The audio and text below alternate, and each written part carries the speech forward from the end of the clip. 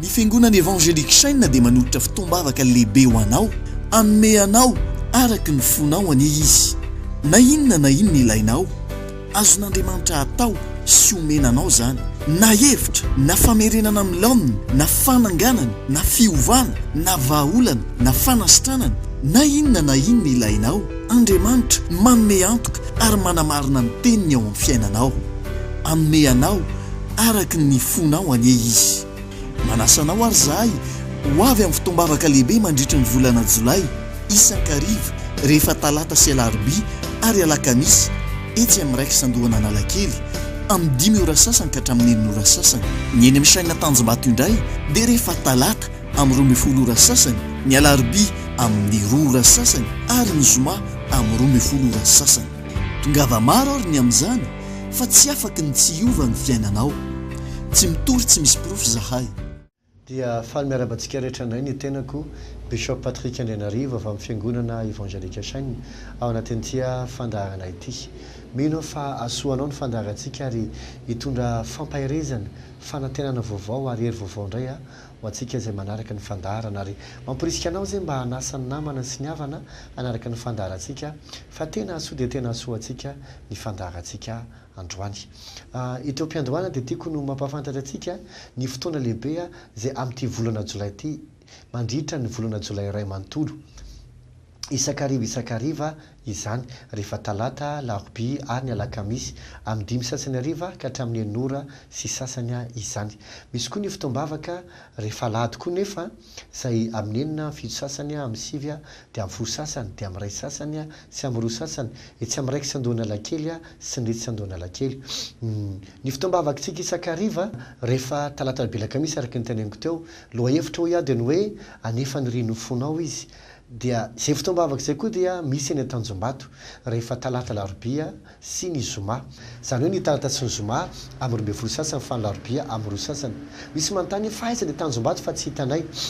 Misy ilay Tanjombato ny fiangonana Chaîne Tanjombato dia vao afaka ny tetezan'ny Tanjombato ianao, izany hoe raha vaty amin'ny ville zany ianao ny mandeha maka ny Tanjombato, dia vao afaka ny tetezan'ny Tanjombato ianao dia mahita plaque menamena be misy soratra fotsifotsy io hoe Église Evangelique Chaîne, dia miakatra le pavé io ianao, tsy mandeha mitomaka ny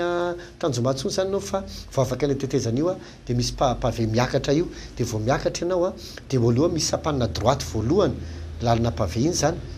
dia mandeha manaraka an'iny ianao, dia rehefa manaraka an'iny ianao dia mihodina kely dia misy tamboho be misy trano fotsifotsy avo be io le trano dia misy soratra, misy banderole ngeza be misy sariny amin'ny vady, misy soratra hoe tonga soa Église Evangelique Chaîne, dia ao no misy ny fiangonana Chaîne Tanjombato. Ka ny loha hevitsika hoe amin'ity volana Jolay ity dia ny hoe anefa ny faniriny fonao izy ary atateraka ny fisainanao rehetra. Ny zavatra tiako hifampirezana aminao dia eto, manana programma tsara ho anao Andriamanitra, ary isaky ny asa amin'ny fiainanao Andriamanitra dia ao anatin'ny fonao izy ny manomboka. Andriamanitra tsy mba manomboka zavatra avy aty ivelany izany. Fantatrao inona ny antony? Baiboly dia milaza ny filazantsara ny Jaona toko 4 fa Andriamanitra dia fanahy, ary izay mivavaka aminy dia tsy maintsy mivavaka aminy amin'ny fanahy sy ny fahamarinana. Ka rehefa iresaka amintsika Andriamanitra na ampita zavatra amintsika Andriamanitra dia ao anaty fanahintsika izay antsoina ihany koa hoe ny fontsika no hametrahan'Andriamanitra an'ilay izy. Ka ny olona izay mahay miaina vao anatin'ny fo, ny fo dia tsy tily midobodoboka ty ny tiako resahana fa ny fanahinao, ny olona izay mahay miaina vao anatin'ny fony no afaka tena hita ny asan'Andriamanitra lehibe amin'ny fiainany. Noho izany zava-dehibe ny fiainonao ny anatin'ny fonao any. Inona ny fandriana tsara anatin'ny fonao? Inona ny fikasana tsara ao anatinao ao? Fa matoa izay apetrak'Andriamanitra anatinao any dia satria tonga ny fotoana hanaovan'Andriamanitra ilay izy amin'ny fiainanao. Tanao, Baiboly dia milaza fa ny fikasana tsara rehetra dia avy amin'Andriamanitra, ary Andriamanitra rehefa miasa ao anatsika hoy ny ten'Andriamanitra dia amin'ny fikasana sy amin'ny fanaovana. Ten'Andriamanitra dia milaza hoe izay nanomboka asa tsara ao anatinareo ny izy koa no hatateraka azy hatramin'ny farany. Tanao, isaky ny manomboka asa Andriamanitra dia ao anaty izy ny manomboka, fa tsy avy ety ivelany. Ozy izay nanomboka asa tsara ao anatinareo, izany ao anatintsika ny fitomboan'ny asa. Ahoana ny fomba hanombohan'Andriamanitra an'ilay izy? Raha hitanao Andriamanitra, na nasitrana anao Andriamanitra, na merina amin'ny lohan'ny fiainanao Andriamanitra, na fiainam-panahinao, na fomba hijerenao zavatra, na fomba hijerenao olona, any anatin'ny fonao any Andriamanitra. no miasa any anatinao any ny fikasana no mipetraka dia mila mailo anao ny anatinao any inona le fikasana tsara ao anatinao inona le fikasana tsara ao anatinao eno le izy eno iny fikasana tsara anatinao iny fa tena asoa dia tena asoa anao tanteraka mihitsy dia ozy izy anao hoe ka ny fikasana ave moa dia aninona avita inona moa zany mety ohatra ozy anao hoe za zao manana fikasana anao trano mba manana fikasana mba andefa ny zanako any an-dafy rehefa afaka baka eo izy mba manana fikasana mba hianatra amin'ny université mba tsara mba manana fikasana ohatra mba anangana anokatra fivarotana manana fikasana mba hividy taxi be na manana fikasana na hividy tany na anao trano manana fikasana petabe ny fikasana ozy izy anao maha olombelona tena mara za ary fikasana tsara reo Andriamanitra no mametraka azy. Ozy anao karaha izy nge be da be zay indrindra ny tenin'i Davida ao amin'ny bokin'ny Salamo ozy maro tahaka ny fasika ny hevitra ao Andriamanitra maro tahaka ny fasika zany hoe tsy mandrapahafatinao ny fikasana tsara dia tsy ho laninao satria be da be ny zavatra tian'Andriamanitra atao sy ampitrangana eo aminao ary amin'ny alalanao sy ao anatinao noho zany eno ny anatin'ny fonao any azay ny mazava-dehibe ny telo hevitra ty hoe Andriamanitra ny anefany izay iriny ny fonao satria nao izy ilay nametraka azy izy koa no anatanteraka azy mekohatra anankiray tsotra be mihitsy ianao raha mamakitsika ny Genesisy dia toko 2 azafady dia mahita ny tantaran'ny Abrahama ianao inona ny zavatra nitranga Andriamanitra dia niteny tamin'ny Abrahama rehefa miresakantsika hoe Andriamanitra niteny tamin'ny Abrahama dia tsy hoe misy feo avy any an-danitra hoe Abrahama mandeha any atendromboana any tsotra zany le izy tsy feo be hoe manakoakera lanitra ohatran'izany fa anatin'ny fo Andriamanitra no miteny anatin'ny fo lalina teny tamin'ny Abrahama izy hoe alaivo le zanako latokana dia atery ho fanatitra ho ahy dia ino tizy teo fa hitady hitanao tokoa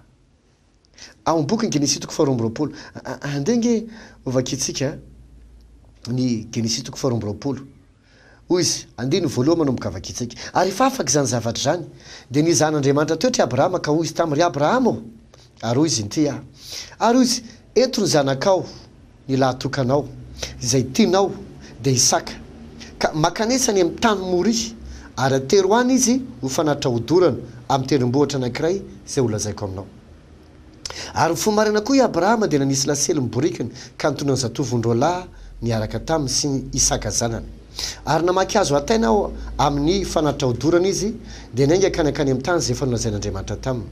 noho tamin'ny andro fahatelo i Abrahama dia nanompo ny maso ny kanatazana tery tany tery lavitra tery ary hoe Abrahama tamin'ny zatovony mijanony eto amin'ny borika nareo fa izao sy ny zazalahy andeha akery ary vavaka izay ka hiverina eto aminareo indray dia neny Abrahama ny azo ataina atao amin'ny fanatitra hodorana ka ataony amin'ny Isaka zanany ka natataony any Isaka zanany fa izy kosa nitondra ny afo sy ny azy teny an-tanany ary dia niara-nandeha izy mianaka Isaka niteny tamin'ny Abrahama rainy ka ninao erikako eo hoy izy inty aho anaka ary hoy izy indreto ny afo sy ny kitay kaiza kosa ny ondry atao fanatitra eto amin'izay le izy ary hoy Abrahama anaka Andriamanitra no ahita izay ondry atao fanatitra hodorana dia niara-nandeha izy mianaka ary rehefa tonga teo amin'ny tany izay folonazan'Andriamanitra taminy izy dia nanorina alitara teo Abrahama ka nandahatra ny kitay dia namatotra ny Isaka zanany izy ka nametraka azy teo ambony alitara teo ambony kitay ary Abrahama niditra ny tanany ka nandray ny antsy mba hamonoa ny zanany fa ny antso le anjelin Jehovah tany an-danitra ka nanao hoe ry Abrahama ao ary kosa izy inty aho ary izy aza maniditra ny tanao amin'ny zanakao ary aza maninona azy akory ianao fa hitako izao fa matahotra an'Andriamanitra ianao ka tsy narovanao tamiko ny zanakao dia nylahatokanao ary Abrahama nierika nijery ka indro ny sondro lahy teo ivoany voasarengotry ny kiritrala ny tandrony dia lasa Abrahama ka naka ny ondro lahy ary nanatitra azy ho fanatitra hodorana ho solony zanany ary anaran'izany tany zany dia nataony Abrahama hoe Jehovah Jireh dia izany nanaovy mandraka ankehitriny hoe any an-tendrombohitra no isehoan'i Jehovah hitanao teto zany Andriamanitra niteny tamin'ny Abrahama hoe eto Isaka zanakao ho fanatitra dia nentiny Abrahama izy dia rehefa tonga teny amin'ilay tany Moria izay teo amin'ny tendrombohitra izay niteny Andriamanitra taminy dia natery no fanatitra teo tamin'ny fotoana amin'izay andeha hamono any Isaka i Abrahama hamono ny Isaka zanany no atao fanatitra dia oly anjely hoe ry Abrahama toy izay ty aza maniditra ny tananao izy amin'ny zanakao fa hitako izao fa matahotra an'Andriamanitra ianao ka tsy narovanao ilay zanako lahatokana dia nielika abrahama dia nahita ondry lao izy voasaringotry ny kiritrala ny tandrony. Inona ny dikan'izany? Andriamanitra no teny tamin'ny abrahama hoe manatera fanatitra ary Isaka atao fanatitra. Ny teny tao am-pony Andriamanitra, mareko tsara fa Andriamanitra tsy manao hoe Abrahama tambatamba be ohatr'izany, fa anatin'ny fotsika Andriamanitra no miresaka, anatin'ny fotsika izy no mamangy. Dia napetraka Andriamanitra tao anatin'ny fony nitondra ny Isaka ho fanatitra, ny teny tamin'ny Andriamanitra. Dia rehefa tamin'ny fotoana amin'izay hamono ny Isaka izy, dia jerevy tsara fa miverina ny teny indray izy, ny teny avy any an-danitra Jesosy izy. Mety ozy anamby ianao hoe ka nisy feo zany avy any an-danitra tabataba be mihitsy Abrahama tsia raha feo avy any an-danitra tokony reny le mpanompo tery anana tery ary ohatra naheny feo zay fa ngamy vononao izy tao ananina tao fa tsy ohatra zany le izy fa naheny feo izy fa avy tao anatin'ny fony izy Andriamanitra no niresaka. Dia inona ny teneny rehefa avy eo aza maninitra ny tanao amin'ilay zazy. Dia rehefa nitodika izy dia nahita zanak'ondry, nahita ondry lahy voasaringotry ny izy teo kiritrala ny tandrony. Zany hoe Andriamanitra ny teny tamin'ny atero Isaka. Kanefa Andriamanitra ihany ny tena marimarina koa no nanome fanatitra ho any Abrahama homena azy. Andriamanitra ny teny taminy omeo anao fanatitra Isaka, fa marimarina koa Andriamanitra ihany nanome ale fanatitra zay ho aterina ho an'Andriamanitra mba ho azy. Dia ohatr'izay koa no tiako atongavana aminao, mety manana fandriana tsara ianao anatinao any. Dia izy ianao hoe Andriamanitra karaha Andriamanitra nametraka le izy, ahoana le izy ny tsy vitako, zary ny vola, za nge zao manao zavatra nefa tsy mety le ataoko satria no metrehitra fa ianao ihany no manao azy. Le izy nge tsy zany Andriamanitra ozy izy zay nanomboka asa tsara atao anatinareo, izy no ahatanteraka azy. Izy zany hoe tahaka n'izy niteny tamin'ny Abrahama hoe omeo anahy Isaka ho fanatitra, dia izy ihany nanome zanak'ondry atao fanatitra fa tsy Isaka akory no nivonoana. Tiako tongavana aminao amin'izany dia izao, raha am-ponao ny anao raharaha fanambadiana ohatra, Andriamanitra ihany ny amantso ny vola. Raha am-ponao ny anao ny tramo, osinao hoe raha ny karama dia tsy ho vitako za, mety tsy ho vita ny karamanao fa Andriamanitra zay nametraka le fikasana tao am-po, izy ny amehan'ny famatsina. Mety koa ngamby ianao te hianatra ny ampita-dranomasina, Andriamanitra nikasika ny olona rehetrarehetra amin'izay andehanany taratasinao na ny université na ny amin'ny ambasady mba azahoanao ny visa sy azahoanao ny boky sa ahafahanao mianatra, raha zay ny ao anatin'ny fonao. Andriamanitra zay mametraka fikasana tsara, raha ao anatin'ny fonao ny ametraka fiangonana any amin'ny firenena kafa na eto Antananarivo na era Madagasikara, izy ihany no anao an'ilay izy. Toy izy ianao ka ahoana ary ny anaovany an'ilay izy, zay indrindra no aton'ilay fotoana isakarivo miaraka amin'ny fiangonana saina. Ozy ianao hoe ka ao ampoko ilay izy, da ahoana ary ny amatarako zao le ataoko, ahoana ny anaovan'Andriamanitra azy. Zay ny antony ty fotoana ty, isakarivo talata larobia lakamisy amin'ny 5 sasany ka hatramin'ny 9 sasany, ary ny Tanjombato talata larobia zoma, talata sy larobia, talata amin'ny 12 sasany, larobia amin'ny 2 sasany, zoma amin'ny 12 sasany. Io fotoana io dia resana hoe anefa nireny fonao izy, eo amin'izay anoranao ny fomba anaovan'Andriamanitra le izy. Dia rehefa miveo amin'izay fatatrao hoe zao zany le ataoko, dia Andriamanitra ohatra zao zavatra atao dia ho hitanao tsara fa hitranga aminao le izy. Betabe ny zavatra nitranga tamin'ny volana May sy tamin'ny volana Jona lasa teo, nampianatry ny olo izay ny amin'ny heri ny fanamasina, ny amin'ny osotry ny fanamasina, ny amin'ny fahasoavana sy namana betabe ny fagagana nitranga. Anjarinao indray amin'ity ndray mandeha ity, tongavo nahita efa nanatrika azy ianao, tongavo ozy ianao ka mbola betabe ny fandriko, mbola betsaka ny zavatra tianao atao, azoko zao le trano, azoko le fiara, nafinaritra ohatra le raha matoa anankiray zay koa hoe sarina tôbily anankiray, ty tôbily ty tiako azo izy hovidiny, kanefa rehefa aveo rehefa hividy amin'izay lasa tôbily anankitelo ny azo ny tao anatin'ilay izy. Tanao tsy resaka materialisme alizy sa mihitsy tsy mieritreritra sao dia fitiavana materiel alizy tsia, azadiny fa tsika mila materiel fa tsika tsy mivavaka amina materiel fa tadio nefa fa ilainy zany zavatra zany. Tsy resaka materiel fotsiny toreko aminao hoe Andriamanitra hamiantisy fa zay fandriny anatin'ny fonao na ny fiainam-panahinao na fiovan'ny vadinao na ny zanakao na ny fianarana na ny asa na ny fanompono an'Andriamanitra, ninona fikasana tsara na mety fanafana na délivrance na fanasitrana ao anatin'ity ray volana ity anifandreny fonao Andriamanitra. Tongava amin'izany fa ho hitanao fa ny andro tsirairay avy dia compte daholo, talata larobia lakamisy etsy amin'ny raiky sandonana kely amin'ny 5 sasany ka hatramin'ny 9 sasany, ny talata larobia zoma amin'ny 12 sasany, talata sy ny zoma larobia amin'ny 2 sasany ny fiangonana saina Tanjombato. Ny alahady kosa dia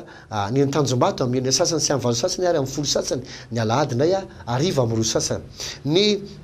intizy teo ny alahady tsy fiangonana saina indray dia amin'ny 9 fito sasany amin'ny 7 amin'ny 10 sasany dia amin'ny 2 sasany sy amin'ny 2 ora sasany. Tongava fa tena nova tanteraka ny fiainanao. Eto ampamarana dia tia marana hoe misokatra ny fiangonana ho an'ny ado, ho anareo ado rehetrarehetra. Ity dia tena fitombavaka fiangonana ho an'ny ado fotsiny eto Antananarivo, ka manasa antsika adoletsanta rehetrarehetra ray aman-dreny andefa ny zanantsika fa zara olalina tokony alehany zazy dia ho hitanao fahafinaritra izy rehefa lehibe sady tena andriamanitra no mahay no miasa sy ny rehetrarehetra tena hoe afaka andeha lavitra ny zanakao rehefa lady am'ray amin'ny folo sasany lady amin'ny folo sasany eo amin'ny laskarpa andohany alakely tongava raiky izy adao rehetra fahasoanao ny fitombavakantsika zay ny fandarantsika fa dia manao velomanao ny tenako Bishop Patrick Andrianarivo avy amin'ny fiangonana chaîne samy mitomba fahasoavana veloma tompoko